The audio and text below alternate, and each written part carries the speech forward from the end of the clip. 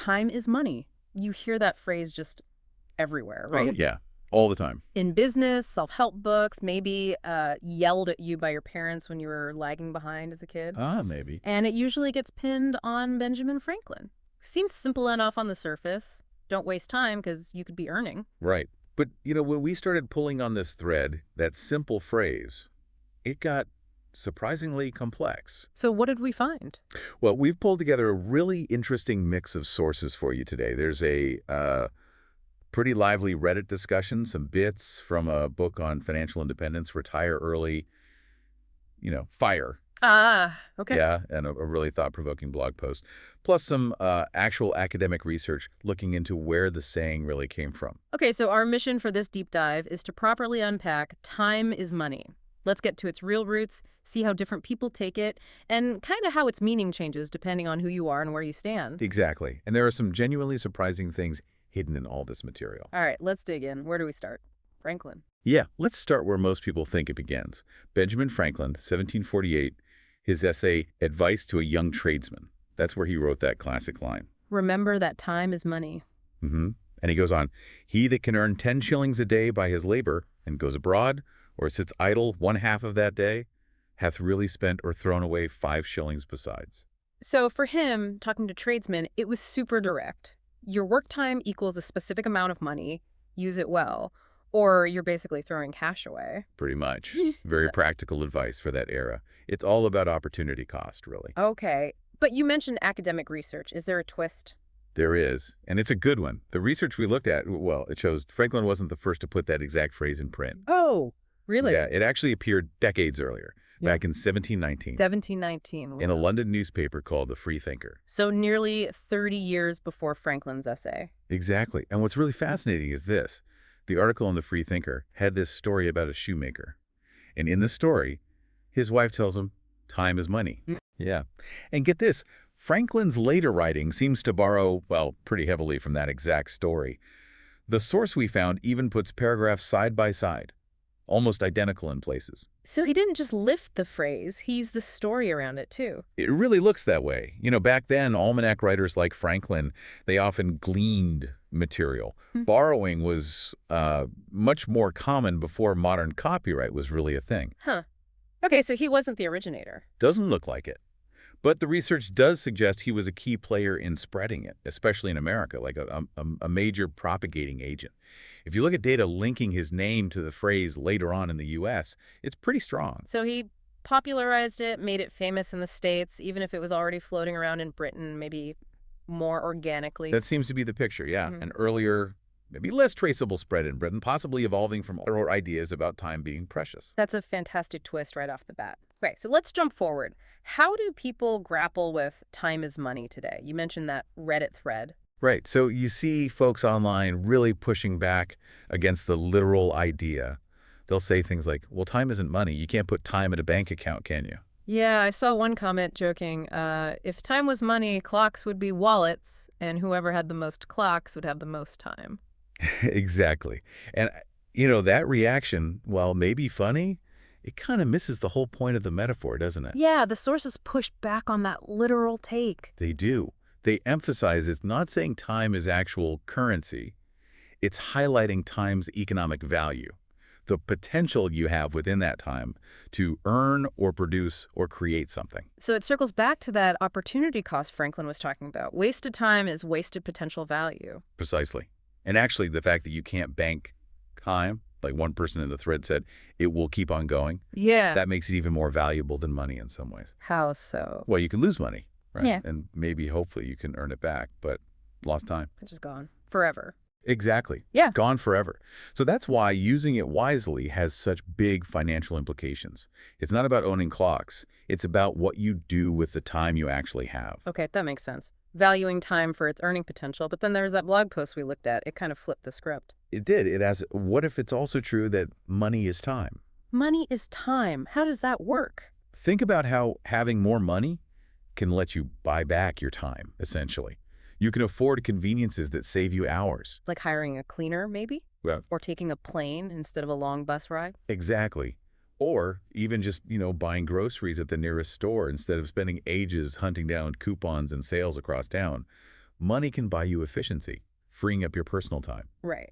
And the post linked this to inequality, didn't it? Something about time flexibility. It did, yeah. It pointed out how higher-paying professional jobs often come with more control over your schedule. You might work long hours, sure, but you often have more say in when those hours are. Compared to lower wage jobs. Right, like service or physical labor jobs, which often have really rigid, sometimes unpredictable schedules set by someone else. Your shifts change week to week, making planning childcare or anything else a nightmare. Yeah, I remember reading comments on that post. People really felt that unfairness, that lack of control. It really highlights how money, or the lack of it, directly impacts your control over your own time. It's a tangible difference. But it wasn't quite that simple, was it? Some comments brought up nuance there. True, some people pointed out that, yeah, wealth can buy you time-saving services, but it doesn't automatically buy you quality time. Meaning? Well, you might have someone wealthy working crazy hours, sacrificing family time to chase even more money. Whereas maybe parents in working-class jobs, even though they're busy with chores like cooking or cleaning, they might see that time as valuable bonding time with their kids. They cherish the time they do have. So money buys time, but how you value and use that time is a whole other layer. Exactly. It complicates that simple equation. Okay, let's shift gears a bit. What about the FIRE perspective? Financial independence, retire early.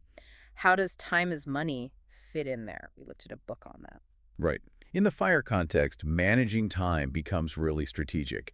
It's not just about being productive day to day. It's about using your time effectively over the long haul to reach that big goal of, well, retiring early. So time management for long-term wealth building. Pretty much, the book talks about building true wealth, which isn't just about the dollar amount. It's about using your time and energy purposefully. Things like having disciplined saving and investing consistently over time. It is. And creating multiple income streams, that's a big one.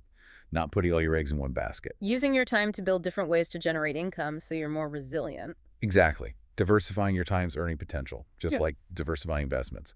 It also mentioned that famous quote attributed to Warren Buffett. Oh, can make money while you sleep one. That's the one. If you don't find a way to make money while you sleep, you will work until you die. It really captures that idea of leveraging your time and resources so your income isn't always directly tied hour for hour to your work. Okay, speaking of Buffett and long-term wealth, that brings us nicely to the insights from the psychology of money. This is where time and money connect in maybe the most powerful way through compounding. Oh, absolutely. This is where time isn't just a factor. It's like the essential ingredient. Compounding is all about small, consistent growth building on itself over time to produce, well, just extraordinary results. And Buffett's a prime example. The perfect example. Hmm. The book makes the point that his incredible wealth isn't just because he's a brilliant investor. A huge part of it is his ridiculously early start, like age 10, and his sheer longevity.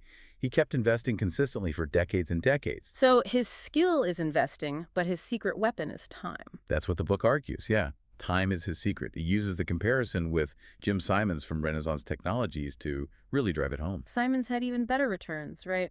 Way better annual returns, like 66% compared to Buffett's 22%, which is astonishing. But Simons didn't start his main fund until he was 50. Ah, so much less time for that amazing return rate to compound. Exactly. So even with those incredible returns, his net worth is vastly lower than Buffett's. The book does this mind-blowing calculation. If Simons had managed 66% a year for the same 70-odd years Buffett invested, What would the number be? $63 quintillion. Quintillion. Okay, that's, yeah. That really puts the power of time into perspective. Doesn't it? And that leads directly to the next crucial point from that source. If compounding is the magic, then survival is the key to letting it work. Survival, meaning just staying in the game. Pretty much. Avoiding financial ruin is actually more important than chasing the absolute highest possible returns, because those high returns often come with high risks that could wipe you out. So protecting your downside allows the upside time to grow. Precisely. The book lists things Buffett didn't do. He didn't get over-leveraged with debt. He didn't panic and sell during market crashes. He didn't trash his reputation. He didn't cling rigidly to just one strategy. He didn't rely too heavily on other people's money that could be pulled easily. And importantly, he didn't burn himself out. He survived. He endured through all the ups and downs. He survived, and that allowed compounding to work its wonders for decades. Which means planning is important, but maybe planning for the plan not going to plan is even more important. That's a great way to put it. Financial resilience lets you stay invested. Like holding some cash, even in a booming market. It feels unproductive maybe, but it gives you options and staying power if things go south. It prevents you from being forced into making a disastrous decision at the worst possible time. That one bad decision can undo years of good work. Totally. Survival ensures time stays on your side. And tied into that survival idea is the concept of never enough.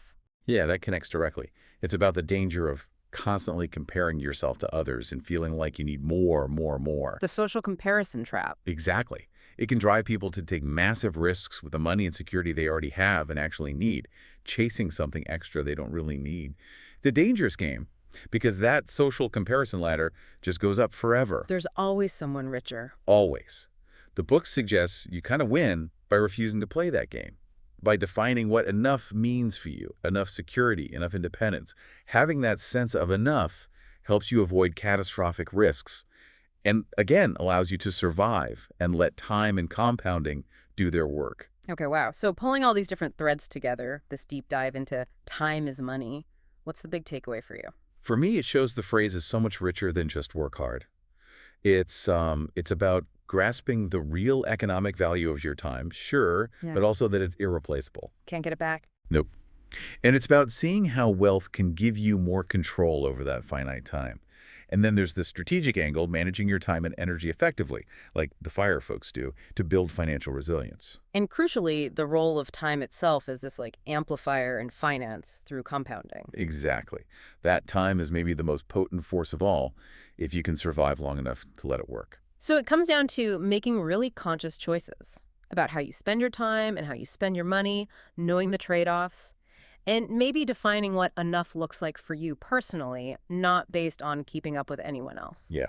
It's less about just making money with your time and more about using your time wisely to build a life and a financial structure that lets you endure and thrive over the long run. So we started with time is money, often linked to Franklin, but actually older. We saw it's about opportunity costs, the unique value of this thing you can't save, how money can buy time flexibility, but also the strategic need to manage time for big goals, and then this massive impact of time through compounding and the absolute necessity of survival. That sums it up pretty well. It touches on so many different facets of finance and life. Okay, so here's a final thought to leave you with.